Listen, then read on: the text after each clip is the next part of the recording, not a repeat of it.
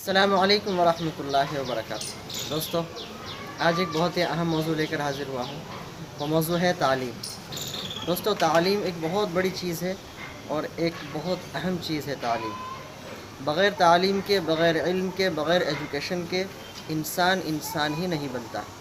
तालीम से ही इंसान बनता है। आप गौर कीजिए, हमारे नबी हज़रत मोहम्मद मुस्तफ़ा सल्लल्लाहु अलैहि वसल्लम के ऊपर सबसे पहली वही जो नाजिल हुई है वो कौन सी है? वो क्या है? इक़रा। इसका मफ़हूम क्या है? कि पढ़िए।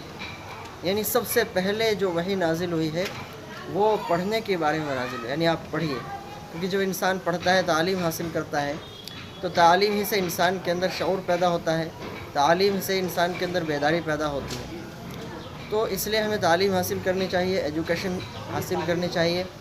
और तालीम के अंदर सिर्फ ये नहीं कि सिर्फ दीनी तालीम, बल्कि दीनी तालीम के साथ साथ हमें असरी तालीम यानी दुनियावी तालीम भी हासिल करनी चाहिए। बल्कि अगर मैं ये कहूँ तो गलत नहीं होगा कि दीनी तालीम, दुनियावी तालीम, इसको अलग अलग तकसीम ना किया जाए, बल्कि दोनों तालीम हमें एक साथ हासिल करनी चाहिए।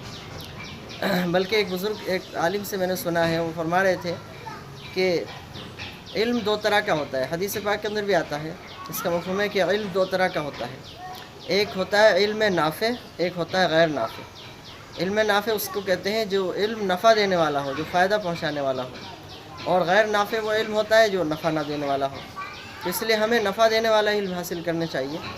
और नफ़ा देने वाला इल्म वो दीनी तालीम के अंदर भी होता है, दुनियावी तालीम में भी होता है। दीनी तालीम अगर आदमी सही नीयत से हासिल कर रहा है, इखलास के साथ, अल्लाह को राज़ी करने के लिए, अपनी आखिरत बनाने के लिए और दूसरों की आखिरत को बनाने के लिए और दूसरों को सही रास्ते पर लाने के लिए अगर आदमी दीनी इल्म हासिल कर रहा है तो वह इल्म नाफ़े है।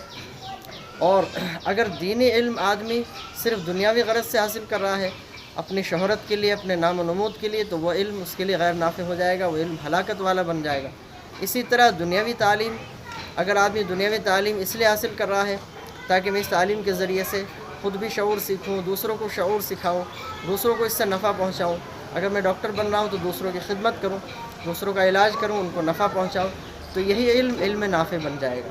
और अगर हम सिर्फ दुनियावी तालीम इसलिए हासिल कर रहे हैं कि सिर्फ हम दुनिया कमाएंगे, पैसा कमाएंगे, अपनी शोहरत इज़्ज़त कमाएंगे, तो ये इल्म गैर नाफ़े होगा। तो इसलिए हमें इल्म की तरफ तवज्जो देनी चाहिए। एक बात मैं अर्ज़ करना चाहता हूँ कि हुज़ूर पाक सल्लल्लाहु अलैहि वसल्लम के ज़माने में जो कैदी पकड़ कर लाए जाया करते थे, तो हमारे नबी पाक सल्लल्लाहु अलैहि वसल्लम ने उनसे फ़रमाया कि भाई तुम्हारे पास जो भी तालीम है, जो भी इल्म है, जो मालूमात तुम अपने रखते हो, वो हमारे लोगों को सिखा दो और हम तुम्हें आज़ाद कर देंगे। यानी उनसे उनको अपने साथियों को तालीम दिलवाई गई। इससे पता चला कि दुनियावी तालीम, क्योंकि जो कैदी पकड़ के लाए जाते थे वो ईमान वाले तो नहीं होते थे, गैर ईमान वाले होते थे, उनके पास दीन का इल्म कहाँ होगा। तो इससे मुराद दुनियावी तालीम ही थी। तो दुनियावी इल्म, दुनियावी फ़न ये भी हासिल करना चाहिए ताकि इसके ज़रिए से हम ख़ुद भी फ़ायदा उठाएँ, दूसरों को नफ़ा पहुँचाएँ।